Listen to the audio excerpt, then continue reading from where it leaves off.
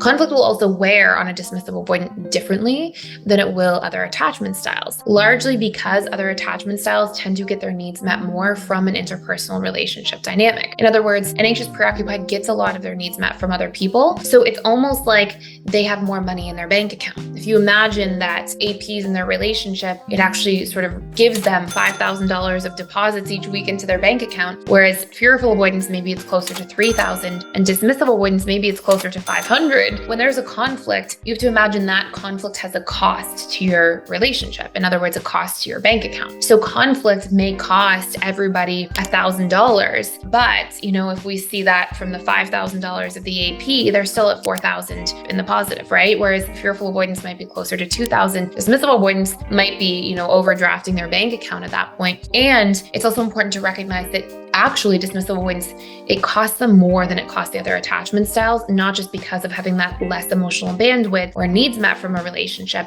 but also because of the way they deal with conflict. They tend to really internalize it and they actually take it to heart much more than you might even think.